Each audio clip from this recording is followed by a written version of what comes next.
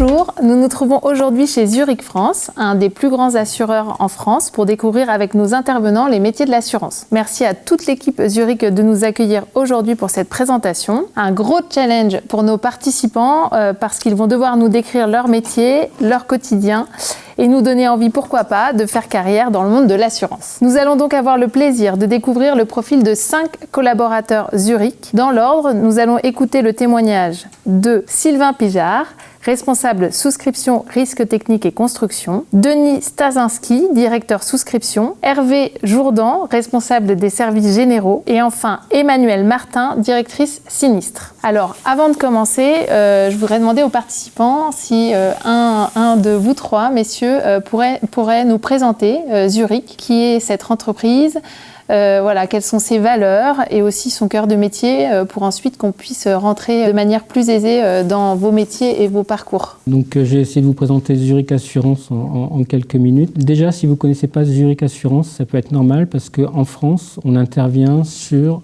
le domaine de ce qu'on appelle les entreprises. Donc on assure toutes les grandes entreprises que vous pouvez voir au quotidien partout. Pour ce faire, pour qu'ils travaillent, ces gens-là, ils ont besoin d'assurer ce qu'on appelle leur actif, donc leurs usines, là où ils font leurs produits. Et ils les font, ce qu'il faut voir dans notre métier, c'est qu'ils les font, ils les fabriquent évidemment en France. Et vous savez que tout est internationalisé maintenant. Et donc, ils ont des usines partout dans le monde. Et la force d'un groupe comme Zurich, c'est de pouvoir apporter un niveau d'assurance qui soit homogène, partout dans le monde, et donc d'accompagner nos clients dans tous les domaines de fabrication qu'ils peuvent avoir dans tous les pays du monde. En France, on est une entreprise à taille humaine, on est 200 personnes, 200 collaborateurs qui sont dédiés à notre activité, avec un esprit de groupe qui est extrêmement fort chez nous, un esprit de collaboration et d'entraide qui est extrêmement aussi poussé, où on se connaît tous. C'est aussi l'avantage d'être dans une multinationale et après d'être dans une société en France, encore une fois, qui est à taille humaine, qui permet des échanges qui sont, on va dire, très transparents, très honnêtes, très constructifs. C'est vraiment une signature qu'on a et qu'on veut persévérer pour Zurich France. Merci beaucoup. Sylvain, vous êtes responsable souscription, risque technique et construction. Je me suis entraînée pour se dire ce titre sans que ma langue ne fourche. Pourriez-vous nous expliquer de façon concrète ce poste, donc si difficile à prononcer? Moi, dans mon service, on est en charge globalement d'assurer tous les chantiers qu'on nous présente, donc des chantiers de construction. Alors, on a quand même un panel très large de clients, donc ça va vraiment du particulier où là, on sous-traite à des prestataires qui peuvent mettre plus de gestion auprès des clients. Donc, on peut faire des maisons individuelles jusqu'à faire de très, très gros chantiers. Donc, à titre d'exemple, on assure des chantiers à plusieurs milliards dans notre portefeuille. On n'est pas tout seul à les assurer, puisqu'on partage forcément le risque avec d'autres assureurs. Et en fait, notre quotidien, du coup, se résume à recevoir les dossiers techniques. Donc, on va demander toutes les informations sur le chantier. Vous savez, quand un chantier se construit, il y a toute une équipe qu'on appelle une équipe de maîtrise d'œuvre, donc un architecte, des concepteurs, etc., qui vont monter un dossier technique pour présenter l'affaire. Donc, nous, on va collecter l'ensemble de ces pièces-là. On va les analyser. Moi, j'ai une équipe de souscription. Donc, dans mon équipe, on a 6 souscripteurs qui vont analyser toutes ces pièces-là, se faire une idée sur le risque, évaluer le risque. Et en face de ça, nous, notre travail, c'est de dire, si on croit dans le risque, on va mettre on va faire une proposition pour l'assurer. Et après, rentre la deuxième phase où on va devoir négocier. Puisqu'il y a aussi toute une fonction commerciale et une fonction très importante de négociation. Puisque, alors, ce qu'on n'a pas dit, c'est que nous, notre cœur de cible, c'est vraiment les grandes entreprises. C'est ce que Denis vous a expliqué. Mais dans l'assurance des grandes entreprises, très souvent, il y a un intermédiaire d'assurance qui s'appelle le courtier et qui est entre le client, donc les grandes entreprises finales, et nous. Donc, en règle générale, on négocie et on parle avec le courtier. Donc, il y a beaucoup d'échanges, beaucoup de relationnel dans le métier et tout ça s'appuie aussi. Et par contre, il y a un gros besoin de technicité. Donc, souvent, dans les profils des souscripteurs, on peut retrouver pas mal d'ingénieurs, mais pas que. J'en suis la preuve humaine puisque je ne suis pas ingénieur. J'ai aucun profil qui me destinait particulièrement ni à l'assurance ni au risque technique. On peut y arriver aussi sans être ingénieur, même si effectivement dans ma branche, la grande majorité des gens ont souvent des profils ingénieurs, construction, alors pas que construction puisqu'on fait du chantier, ce que je vous ai dit, mais on fait aussi, par exemple, Denis, prenez l'exemple d'une usine, une nouvelle usine Renault, peu importe où elle soit située dans le monde, on va recevoir pareil le dossier technique, analyser et faire des propositions. Donc c'est très varié, ça peut aller vraiment du chantier individuel au très gros chantier, y compris du montage d'usines, etc. Donc vraiment, en fait, il y a un panel, je ne pourrais même pas vous dire tous les types de chantiers qu'on peut voir, mais c'est très large. Et du coup, est-ce que vous pourriez nous expliquer ce qui vous plaît dans votre métier ? Ce qui me plaît, c'est justement, il y a ce côté très varié qui fait appel aussi à la fois de la technicité, mais on n'est pas ingénieur, c'est-à-dire qu'on ne va pas refaire, nous, l'analyse du dossier technique, on est là pour juger et évaluer un risque en fonction de ce qu'on nous a apporté. Donc il faut quand même de la technique, mais on n'est pas enfermé dans un rôle technique, c'est-à-dire qu'on a aussi un rôle de relationnel, de négociation, de partenariat avec des courtiers, avec des clients, et c'est vraiment très ouvert. On n'est pas cantonné à un seul rôle, on n'est pas juste un commercial, on n'est pas juste un ingénieur, on est un peu de tout, on est un peu de tout ça. Merci beaucoup. Alors Denis, vous êtes directeur souscription, nous avons entendu le témoignage de Sylvain. Pourriez-vous nous expliquer les différences entre vos deux métiers ? Avant d'entamer la différence, je voudrais juste vous dire, je suis ingénieur de formation. Je suis originaire du nord de la France et mon grand-père était mineur, pour vous donner un peu le contexte. J'ai fait aussi dans mon parcours les classes préparatoires aux grandes écoles parce que j'avais une appétence et certaines facilités en mathématiques, rien que ça. Et puis après, ça m'a aussi donné le goût de l'effort. Après, qu'est-ce qui fait qu'au niveau du parcours, on rentre dans le métier de l'assurance ?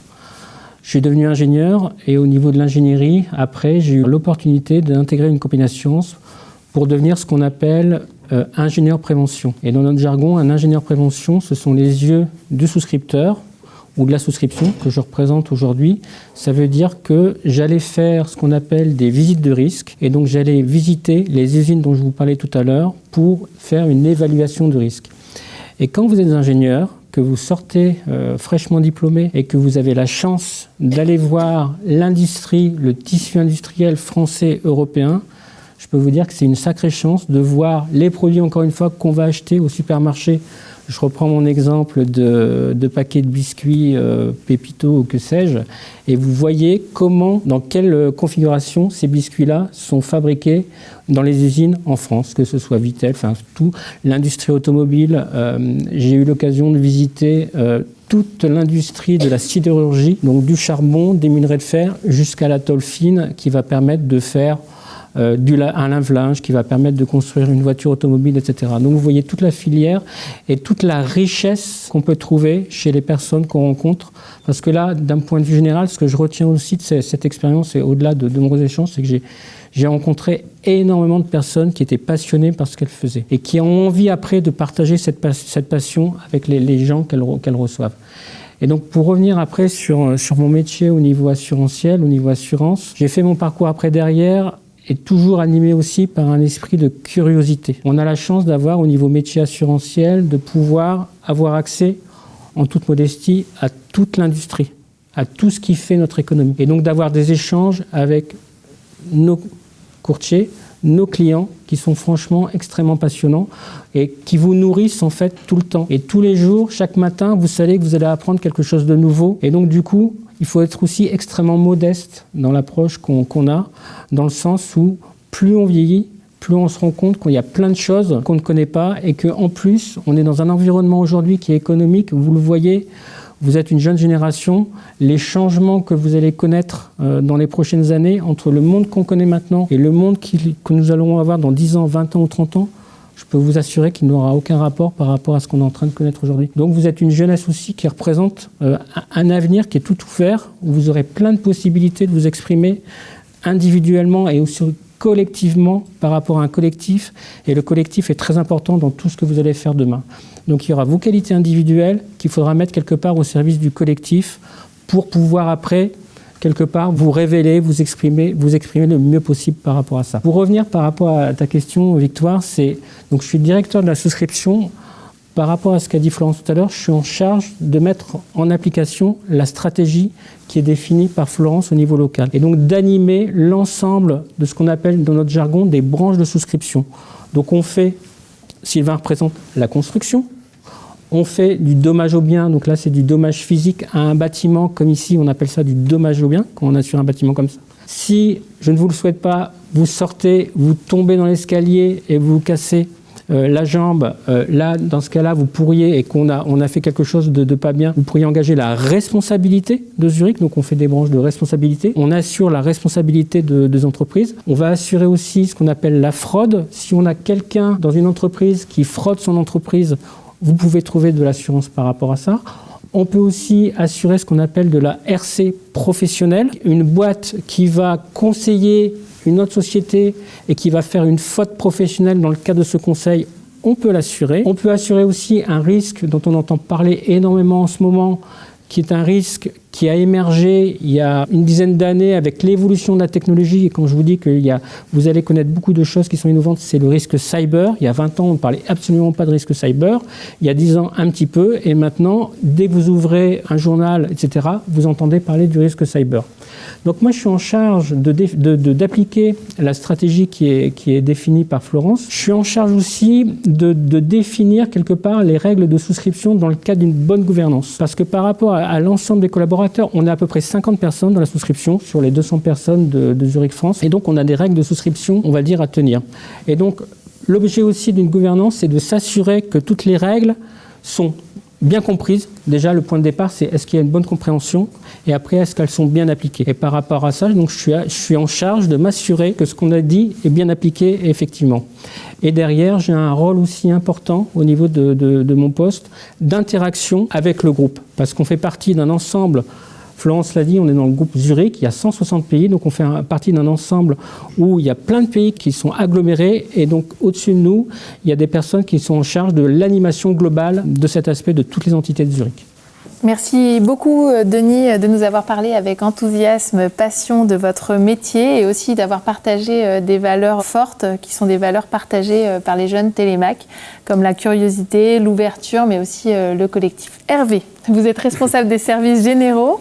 Est-ce que vous pouvez nous en dire plus sur votre métier? Est-ce qu'on a besoin d'un responsable des services généraux dans tout type d'entreprise ou est-ce que c'est propre à Zurich? Alors, est-ce qu'il faut vraiment un office manager ou un service généraux dans toutes les entreprises? Je pense que oui, parce que c'est nécessaire. Parce que comme le disaient très justement Florence, Denis et Sylvain, en fait, ils sont sur l'activité business, ils font le business et nous, on veille sur eux. C'est-à-dire, c'est comme un peu vos papas et mamans, on veille il fait beau, enfin, il fait chaud, il fait froid, s'il fait assez, il y a de l'eau, les toilettes sont propres, la propreté, etc.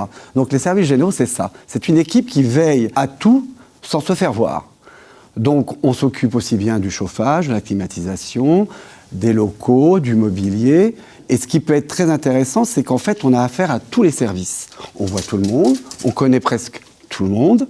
Presque tout le monde nous connaît, parce que quand quelque chose ne fonctionne pas, peut-être pas l'informatique, parce que je suis dans l'équipe de Mathieu, mais plutôt sur du mobilier, sur la machine à café, sur autre chose, on vient appeler les services généraux. Oui, les services généraux sont essentiels dans une entreprise et il devrait y en avoir partout.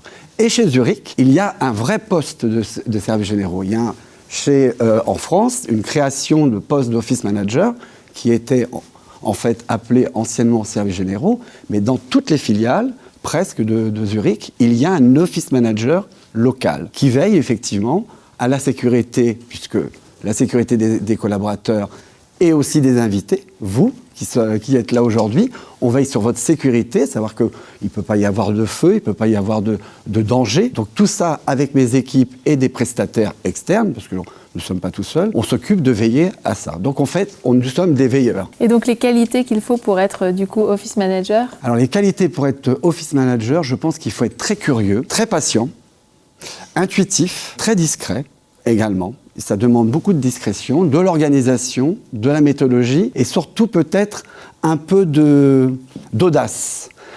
Parce qu'il faut toujours essayer de tenter de nouvelles choses et écouter ce qui est nouveau pour apporter justement le nouveau dans l'entreprise. D'accord, merci beaucoup. Du coup, je rêve d'avoir un office manager chez Télémac et je pense que les jeunes rêvent d'avoir des office managers dans leur collège ou dans leur lycée. Merci pour cette explication. J'accueille maintenant Emmanuelle, qui est directrice des sinistres. Est-ce que vous pourriez nous décrire aussi votre métier et plus précisément peut-être à quoi ressemble une journée type quand on est directrice de sinistres chez Zurich? Alors déjà pour décrire mon métier, donc, mon service, pas uniquement le mien, donc le département sinistre, nous en fait on est quelque part ce que les clients sont venus chercher quand ils ont pris un contrat chez Zurich. Parce qu'à la fin, ils veulent que quand ils auront un dommage, ils soient indemnisés et c'est ce que mon service fait. Nous, on est dans toutes les lignes de business que les services de Denis souscrivent. Donc on fait aussi bien du dommage que des lignes financières que de la responsabilité civile ou de l'auto, même si on en fait beaucoup moins que certaines compagnies. Et donc, on fait en sorte que nos clients, à la fin, ils soient totalement dédommagés par rapport au contrat qu'ils ont souscrit auprès de Zurich. Alors, la journée type d'une personne chez Zurich, peut-être pas la mienne. En fait, les bureaux donc, sont ouverts, je pense, vers 7h30 et referment à 21h, donc c'est quand même très très large. La plupart des gens arrivent, on va dire, vers 9h, entre 9h et 9h30, et partent entre 18h et 18h30, je dirais. Le midi, on mange tous ensemble, enfin, la plupart des gens mangent dans des grandes salles qui s'appellent les Dynamic Living à chaque étage. C'est assez convivial, donc les gens vont chercher à manger et ils mangent ensemble après entre équipes ou entre collègues. Dans la journée, les gens s'assoient en fait par ligne de business, donc ça c'est quelque chose qui est propre à Zurich et qui est assez sympa. Il y a aussi bien les gens des sinistres, ceux de la souscription, donc les services de Denis, et puis ceux de la gestion. Ils sont assis ensemble par plateau, comme ça permet à tout le monde d'échanger et ça permet une meilleure circulation des informations. En général, ça se fait dans une bonne harmonie, les gens font attention de ne pas gêner les autres, il n'y a pas trop de bruit, mais en même temps, il y a quand même suffisamment d'échanges. Donc je pense que c'est un environnement de travail qui est plutôt agréable. Et est-ce que vous avez toujours voulu travailler dans le domaine de l'assurance? Alors je pense que comme beaucoup de gens ici, non. À vrai dire, j'ai fait des études de droit, je n'avais pas vraiment de projet professionnel et puis j'ai fait un Master 2 en droit maritime, donc a priori rien à voir avec ce que je fais aujourd'hui. Et puis au moment de chercher un travail, je me suis dit mais qu'est-ce que je vais bien pouvoir faire avec ça? Il s'est trouvé que en fait, il y avait beaucoup d'assureurs et de courtiers qui cherchaient des gens avec mon profil. Je suis rentrée dans l'assurance comme ça et j'ai trouvé que c'était super intéressant parce que contrairement à ce qu'on pourrait croire, en fait, l'assurance, comme disait Denis, ça touche à vraiment tous les aspects de l'industrie. On n'en a pas un seul, on voit tout. Il y a plein de choses qui arrivent en fait sur notre bureau. Et puis moi, il y a quelque chose qui m'a vraiment passionnée dès le début. Et c'est le fait de pouvoir voyager depuis son bureau en fait. Ça m'a permis de voir le monde entier à travers mes sinistres parce que j'avais des sinistres un peu partout sans bouger de mon bureau parce que après tout, j'avais pas forcément envie de bouger, mais je trouve que c'était super. Ça m'a permis de voir d'autres cultures, d'autres façons de gérer les choses, d'autres façons de penser. Par exemple, il y a plein de pays à travers le monde, les jours où le week-end, c'est pas samedi-dimanche. La façon de travailler, elle est pas la même non plus. Donc c'est vrai que ça, on le voit depuis Paris, depuis son bureau, et je trouve que c'est vraiment super intéressant. Merci beaucoup Emmanuelle. Alors je voudrais juste dire un petit mot pour remercier les intervenants d'avoir présenté leur métier aujourd'hui et dire que je pense que le challenge du départ est relevé, en tous les cas celui de décrire votre métier de manière concrète. Zurich en fait soutient Télémac. Et notamment, il y a 10 collaborateurs qui sont mentors de jeunes Télémac. Il y en a un dans la salle aujourd'hui. Et aussi, Zurich permet à la formation potentielle. Certains l'ont déjà eu. C'est une formation qu'on a en 3e pour développer son potentiel, arriver à prendre la parole en public, même si on voit que vous êtes très à l'aise, même très tôt. Mais du coup, pour travailler ce côté-là, et c'est grâce à Zurich qu'en 3e, on peut proposer cette formation à tous les jeunes Télémac. Donc c'est aussi dans ce cadre-là qu'on est ici aujourd'hui, donc on en profite pour les remercier du coup de leur confiance et de leur temps. Et j'espère que dans cette salle, en tous les cas, certains peut-être se dirigeront vers vos métiers. Merci beaucoup et à très bientôt.